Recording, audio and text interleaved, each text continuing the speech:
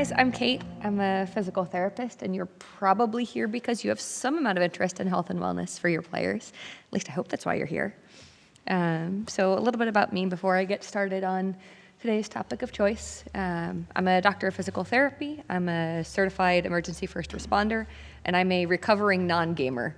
I think the sum total of what I played growing up was some Oregon Trail, a little bit of Zumbini's Logical Adventure, and like 10 minutes of Ocarina of Time when one of my cousins got fed up with a boss that she couldn't beat. Do you know how hard it is to try and beat that water temple boss running in a circle using WASD to run in a circle? My first real game was Dota 2 because I want to think of myself something nice and easy with a community well known for being very welcoming. But since diving headfirst into that deep end, I've captained and drafted for an amateur Dota team. I've directed and educated a group of stats people. I've done in-game statistics. I've worked on site at Dota and Smash summits. I've worked at a lot of Smash tournaments, and somehow found the time to play way too much Dota, Guild Wars, Warframe, Melee, Street Fighter 4/5, and Guilty Gear. So I've been doing the esports thing for about 3 years now, about as long as I've been a physical therapist. So while I'm newer to esports in general, I'm not quite so new to the helping people get better while they're playing thing. I work for a company called 1HP, which is myself and one other PT. We're a huge company, obviously. And our motto there is that we want to help players play more and hurt less. So my goals for this presentation are to help devs and community members alike understand the value of health and wellness as part of community growth, to help understand the role of health and wellness in player experience, player retention, and player longevity, which probably matter a good deal to everyone here, and to understand who you want to draw in to help you out with that along the way, to help you develop health and wellness initiatives and infrastructure. Unlike traditional sports, we don't really have an infrastructure right now. So on the one hand, that's great. That means we get to build it the way we want it and the way that works for us. On the other hand, that's less great because we have to build it the way we want it and the way that works for us. So there's two exceptionally obvious reasons why health and wellness matter, and then there's two more gaming-specific reasons. And the exceptionally obvious one would be that, well, you're putting yourself at risk of injury by playing for a long period of time. Matt and I at 1HP classify esports as a static endurance activity that challenges executive function in a virtual environment. And let's dig into that a little bit more. Static means we're not moving all that much. We're seated, there's micro movements of the hand, wrist, elbow, shoulder. They're not moving with large enough velocity or direction to be considered strongly dynamic in the way that, say, soccer or football or track and field would be. It also is static because we're in maintaining a position. So it's more about maintaining posture than it is about quickly changing postures repeatedly. So that postural awareness is a really key part of helping players avoid injury. It's an endurance activity because just like running, we're performing the same cyclical repeated movements over an extended period of time. Our bodies need to be conditioned for that. We don't consider most injuries that happen with gaming to be overuse injuries per se. We consider them to be under preparation injuries. And on the one hand, yes, that's a matter of semantics. On the other hand, though, what that suggests more accurately is that if you are underprepared and that's the reason you've experienced an injury, that there is in fact something you could do to prepare yourself to avoid that injury.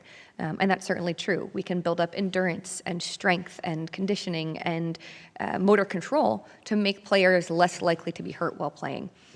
And more than that, we can help players to perform better, especially in a competitive esports environment with the right kinds of conditioning.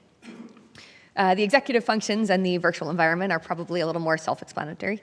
Executive function being anything involved in the frontal lobe for the most part, your working memory, your attentional control, all of your control of over what your body does, and your ability to process information in and output activity out. And it happens within the virtual environment of whatever game a player is playing. So we like to hit 4 different aspects when it comes to health and wellness for players. One being probably the most obvious, healthy movement, posture, exercise outside of game time, changing position while playing, taking breaks and using them accordingly. That's probably the most obvious component of health and wellness in gaming and esports. Equally important, though, is a healthy environment, one that supports you in your play. And that's both physical in terms of your chair, your keyboard height, whether or not you're using armrests, the height of your monitor, the angle of your backrest, whether your feet are on the ground or not. If you're short like me, you may tend towards the feet, not on the ground without a little extra help. It also has to do with your social environment. One of the things that I really like about the area I work in, I work on the East Coast, we have this company called the Game Gym, which runs intramural esports leagues for elementary and middle school and high school kids, kind of developing that same healthy social environment that you might get from playing intramural soccer or pick-up basketball games, but with something that these kids already really like, just building out a good social structure on top of good gaming behaviors. We also approach it from the aspect of healthy eating, which doesn't just mean, following any one particular restricted diet, but more addressing the general health and wellness that comes through good nutrition and good hydration. And then the last piece being healthy thinking, your mindset about how you're playing, your ability to be mentally resilient, to recover from setbacks, from things that cause you distress while you're playing. Those are kind of the more obvious aspects of health and wellness in terms of why somebody might be interested in them.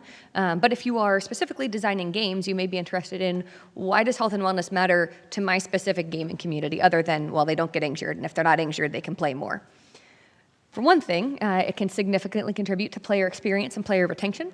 For another thing, it's really important, especially if you're trying to get integrated into an esports scene, to retain and develop top-tier athletes and streamers.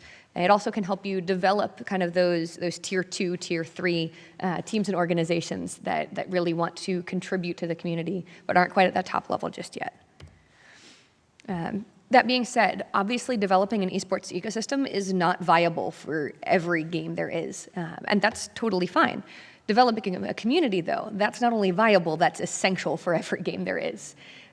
Two of the key areas for player retention would be achievement and friends, and that was from a recent research study that came out, although probably most of you in gaming already knew this. They just formalized it with a research paper. So when it comes to achievements, we want to look at things like enabling achievement hunters to feel as though they've progressed within a game. Health and wellness can be used to link in-game and out-of-game character growth, and I'll expand on that in a minute. And players want to be able to gain prominence or reputation or respect for unique traits. So when it comes to character growth and gaining prominence and reputation, every game wants to be able to be shown off, and every player wants to be able to show off their prowess at their play. So if we put players in a position where not only can they show off how they do in-game, but out-of-game, we're suddenly linking those two communities, the online sphere and the IRL development. That allows players to kind of stand out not just for their ability to play well, but especially when those players who play well additionally stand out because they're doing something incredible with their bodies. Think of players who rock climb and brag about the fact that I went rock climbing this weekend. I did a V5 and this was my first time doing it, solo. That's a big deal. And if the community gets that, that's something else that they can bond over. Finding kind of these little sub-communities within your gaming community is a really good way to create a stronger sense of cohesion. It gives players something to show off and bond over. And of course, everybody wants to bond over having beat a really hard raid, or having beat a particularly difficult boss, or finally overcoming their demon when it comes to a certain matchup. We can also develop that in the form of an IRL community. Sorry about that. And the growth of that IRL community supports growth of the online and in-game community. When it comes to friends, that kind of shouts back to what I was talking about on the last slide. When it comes to the importance of the social development of a game, how the community feels as though they are tied together. So it's really important, obviously, to develop these cross-linked communities, utilizing things like Discord, Reddit, YouTube, Twitch, and your own gaming forums if you have them. You don't want players to just stay isolated on any one of those particular platforms. You want them to be able to be moving and migrating between all of those. Healthy behaviors and healthy content programming can really help that to occur, especially if you're doing something like, say, having a server-wide challenge. We've done recently at Genesis, was the last event that I worked, we did a planking competition. And we had it running the whole day. We had it advertised in our Discord server. We had it advertised on Twitter. We had like this big whiteboard and people were taking pictures and tweeting themselves out. I held it for this long. I held it for that long. And so all the while these pools are going, and people, of course, are going 0-2 in pools, there were people who would come over after they went through pools, kind of just wander through the vendor area, would find us and be like, oh, I can do this. This is a thing I can do.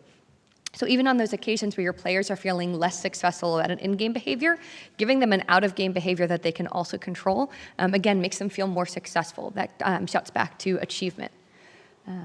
Health and wellness behaviors are also really key for community development. Look at what's happening right now with the Fit FGC movement. Look at what's happening with EXO Academy. So EXO Academy is kind of neat. It's a bit of a unique subset in that they're developing within the FGC community this team that specifically sponsors 2 female players per 4-week cycle before a big gaming event, like Final Round this weekend. During those 4 weeks, the players work with an individual coach. They have special coaches. They had me.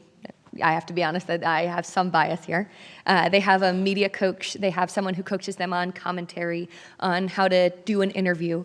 And within those communities, there's like this whole degree of excitement about not only are we working on developing a potentially underdeveloped group within the FGC, that is female players at a high level, but we're also linking it to their healthy behaviors. That for a whole first week of their 4-week cycle, they were all posting about, oh, I did this new stretch, this new exercise, look at my new weightlifting form. Again, it goes back to allowing that IRL community growth, which then supports the online and in-game community. Because the more the players are invested in each other, the more they are invested in the game that they're playing together, that thing that they share together. When it comes to retaining and developing athletes and influencers, obviously, players who don't get injured play more and play longer. That was pretty apparent. But this can also be applied to a little bit more specific interests for both athletes and for streamers, which are 2 pretty important populations at this point. When it comes to influencers or streamers, involving healthy behaviors and healthy gaming content, that gives them an opportunity for a new kind of variety streaming. It's not just the game that they're playing, but they can also be showing off, oh, here are the stretches that I do between games to make sure that I can play these 8-10 hours that I'm streaming for you. Here are the exercises that I do to keep myself healthy on my off days. Here are the healthy behaviors that I engage in that make me able to do what I like to do. It allows for increased community interaction, again, especially when it comes to developing some kind of competition.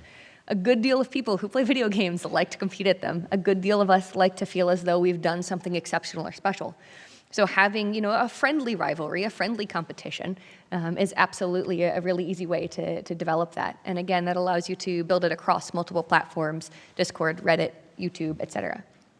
It also can contribute to the development of parasocial relationships. On the one hand, we want to be cautious about the degree to which streamers develop parasocial relationships with their communities and vice versa. You don't ever want streamers to feel as though they are obligated to their communities, and we don't want gaming communities to feel as though a streamer is closer to them than they actually are, in the sense that we don't want an unhealthy connection between the 2 of them. But healthy gaming behaviors promoting not only physical health, but also mental health, is a really good way to kind of establish a healthier parasocial relationship while still maintaining that degree of community integration and getting players interested in playing this game that their favorite streamer is playing. Again, if they're interested in that person, they'll be interested in what they're doing. If they're interested in what they're doing, they're playing that game. When it comes to more of the esports sphere, there's been an increased emphasis on not just injury prevention, but on performance enhancement in the last couple of years. And I can say that pretty confidently because I've worked with a number of teams in the past couple of years, and the questions I was getting went from, okay, how do I treat the fact that I've been sitting with horrible posture all this time, and how do I deal with this wrist injury, and how do I deal with the fact that I got really mad at the international and kicked a curb because I was so mad we got knocked out, and now I think I may have broken my toe. That was a unique one. How do we go from that? We've now progressed to, how do I use these healthy behaviors to make myself a better athlete? How does this contribute to my ability to play at the highest level? We've got teams like LA Valiant and the Immortal Squad have their own physical therapist who does individualized programming for each player, not only addressing their specific injury prevention needs, but also their overall health and wellness, working with a nutritionist to develop their healthy eating habits, working with a local gym to develop a good routine for them, just something simple that they can do together. That allows the team to have a bonding activity that isn't solely directed by, we must scrim on this game together, we must play this game together and develop specifically in game. It allows for a more organic connection between them, which in turn allows for more comfort playing together in a competitive environment. And when it comes to health and wellness for athletes in particular, developer investment can really lead the way. So most recently, Hi-Res partnered with a local hospital that will be doing basically esports health screens for their players at the beginning of seasons, which I'm super excited about. Other people may not geek about that quite as much as I do, but I will say that that's really key because we're kind of crossing that gap between the esports community and the medical community, and allowing the medical community to develop along with the gaming community.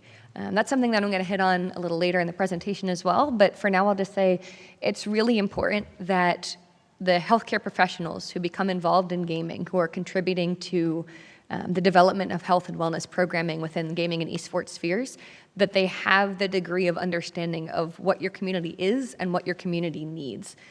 Which means it's also really key for developers and communities to be expressing that, to be able to have a clear sense of identity and to be able to express that identity. So for an example, the Multi-Blood community is clearly and distinctly able to play just about anywhere. That is a key part of their community identity.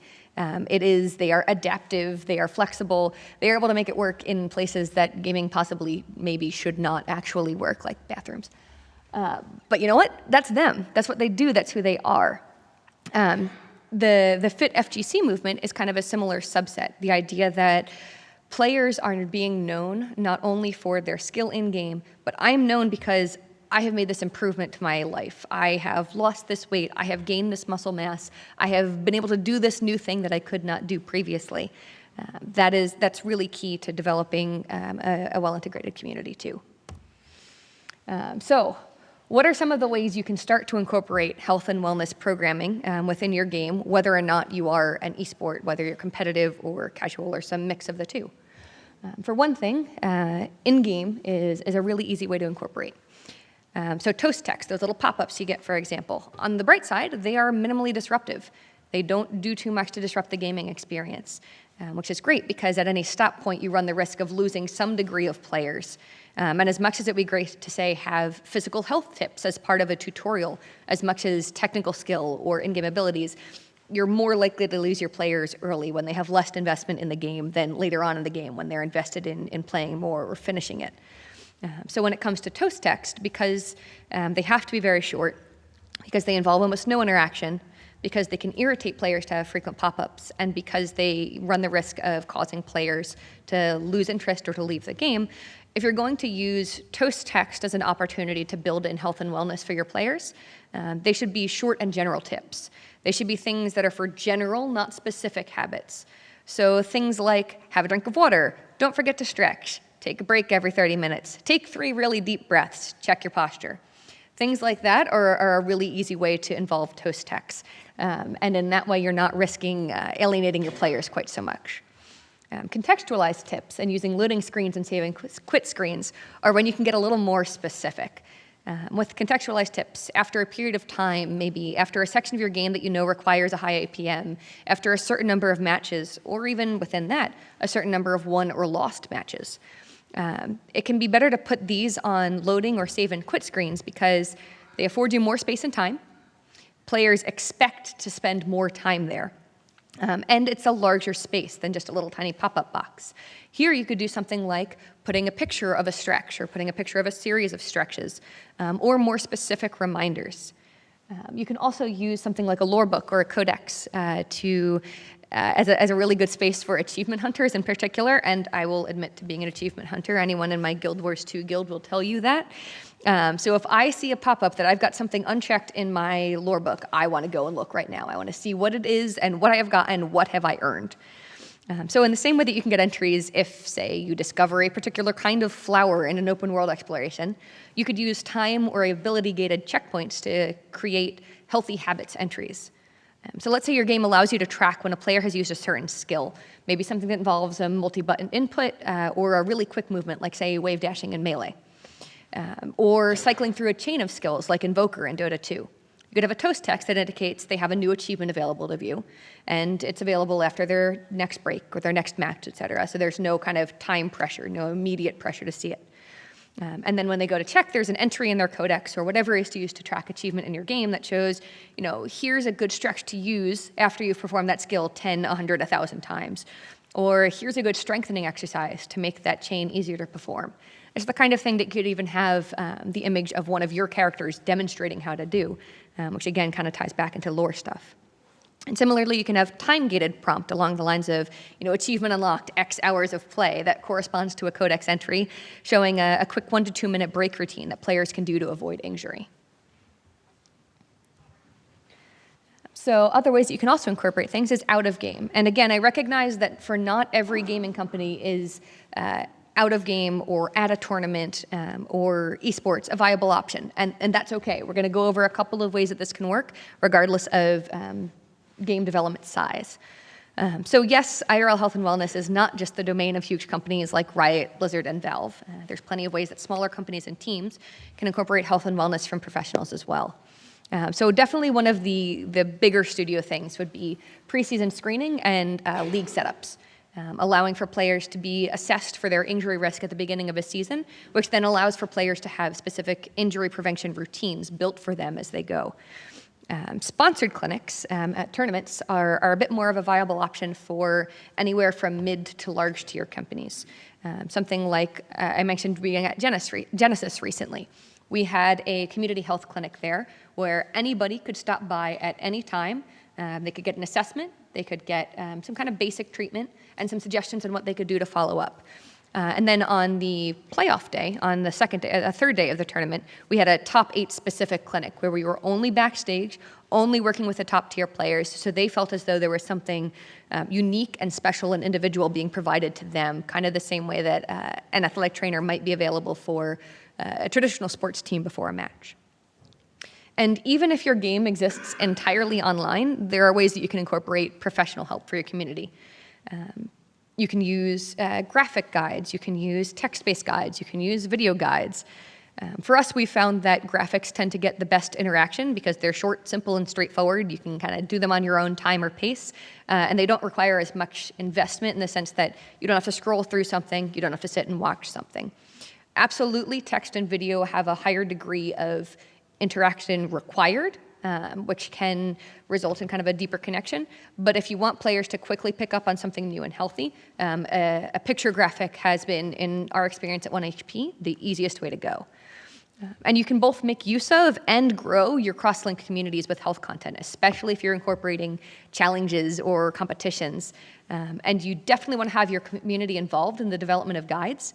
And whatever ergonomics and injury prevention folks you end up working with, they should be integrated into those communities. They should be in a position to seek feedback and get good feedback and good questions so that they know what your community needs and they aren't just developing what they think your community needs. So in that regard, I don't know how that got moved around there. So in that regard, the kinds of people that you want involved in your communities could be anything from physical therapists, a little bit biased there, but you could involve personal trainers, exercise kinesiologists, you could use certified strength and conditioning specialists, you could use athletic trainers.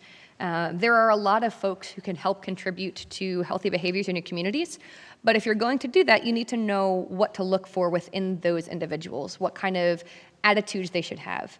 Generally speaking, they should be interested and invested in what your community is doing. They shouldn't be just doing this because they've heard that esports and gaming has a whole bunch of money in it. That's also for the benefit of your community in that they're not going to buy in to whoever's trying to help them if they don't believe that whoever's in your community is actually trying to help them. Gamers are understandably and justifiably skeptical about non-endemic sources coming in and working with them. And I think that's one of the things that Matt and I have really going for us. We both play a lot. Possibly more than I should, given that I have a full-time job and an esports job on top of that. But that means we have a degree of understanding. Any professional who's working in your community should also have an understanding of not only what controller your players are using primarily, but also kind of specific inputs involved in that. I've used the wave dashing analogy before, speaking about Smash Melee specifically. But if your community uses specific inputs in a specific order, if they are, there are certain high-level skills that require them to move through a very high APM, your healthcare professionals who are helping you need to know about that. They can't just be like, oh, okay, well, I know that they use this type of controller. They use a GameCube controller. If you don't know what they're doing on the GameCube controller, it's not terribly helpful. And last but not least, they should really be invested in the growth of your community. They should actually give a shit about whether or not your community gets better. They should be in this because they want to see players play more and hurt less. And I think I'm right on time then. This is the part where I remind you of two things. Thing number one, please fill out your survey. Thing number two, this is the part where you can ask all of the questions. And if we run out of time for questions, we will go to Overlook 3024 after this.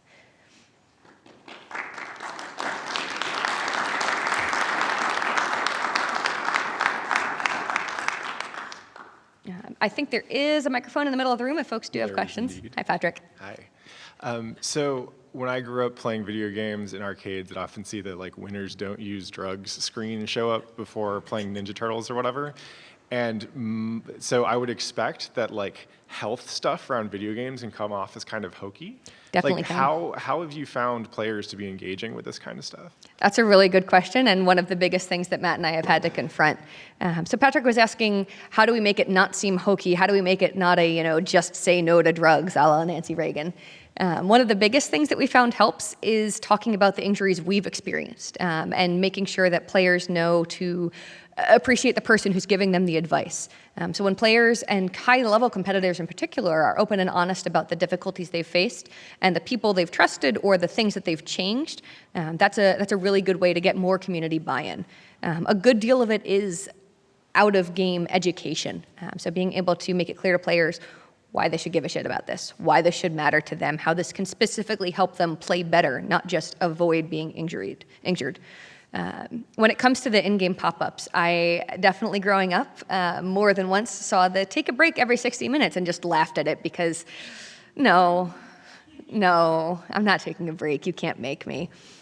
That's why it's important to kind of use those opportunities where you have more space and time available to you to explain why they should be taking a break every 60 minutes. So that it's not just feeling like somebody's mom tapping them on the shoulder and saying, okay, honey, you've been in front of the screen for long enough, so that it's more clear that this is in your best interest and you can totally come right back to this. That's why the education component is so key.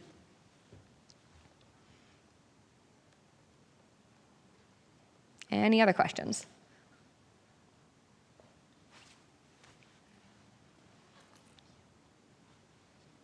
Hey. Hi. Hello. Question, clearly esports is an extremely competitive landscape and there's all kinds of competing teams. That's what they're there to do in many regards.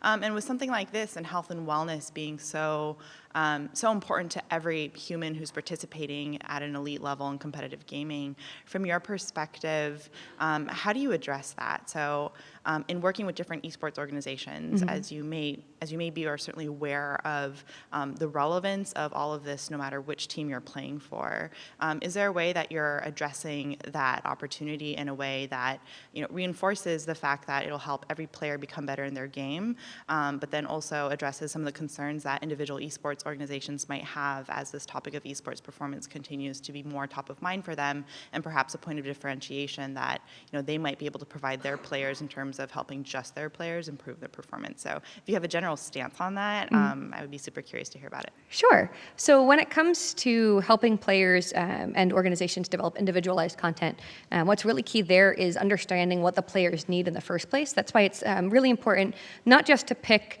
the right branch of healthcare professional, but also the right type of healthcare professional. So if you're thinking about involving someone in your organization, you need to make sure that kind of their views are in line with yours. Or if they're not in line with yours, you find what the mismatch is and understand why they feel the way they do about how your players should be getting better. And that's also why it's really key that any healthcare professional working with teams in esports in particular has a really solid understanding of what that game entails, what controllers are used, what specific motions are used most frequently, and what players are most at risk for. Because without kind of that underlying knowledge, without that basis, players aren't going to trust, organizations shouldn't trust, and nobody's actually going to get better. So when it comes to building that individualized content, it really requires a good degree of investment from the person who is working with you, and it really requires a good degree of investment from the players in the community themselves to be willing and comfortable with speaking with that healthcare professional. So it has to be someone who has the trust of the community, which generally requires that they at least do some amount of play of the game themselves.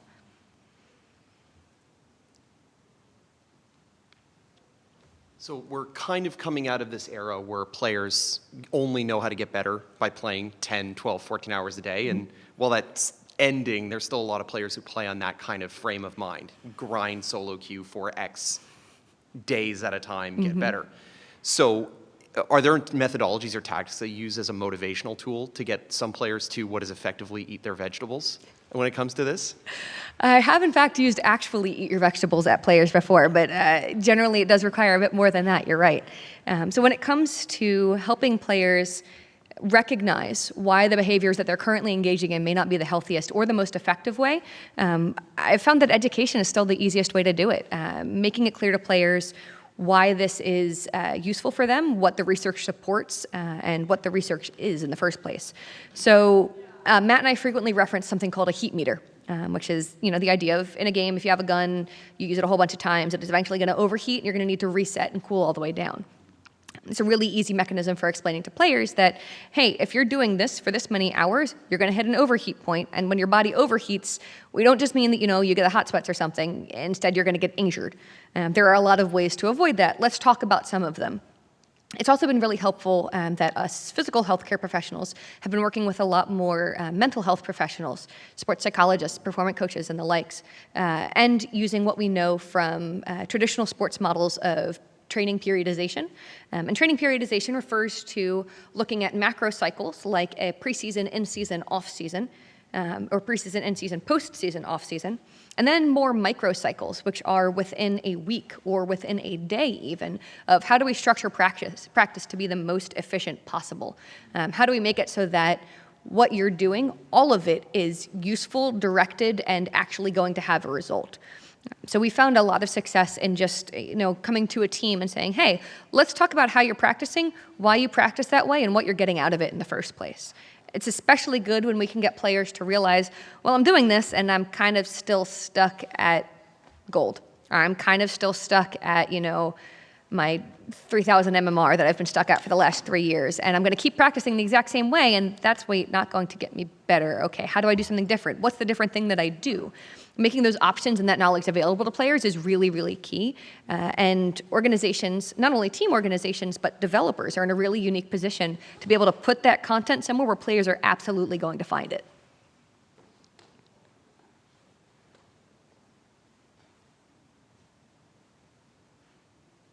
And I think if anybody else does have more questions, we can all hang out at the overlook spot, but we are at the end of this session time. So please make sure to fill out that survey. That's how GDC gets all of their updates and changes and such.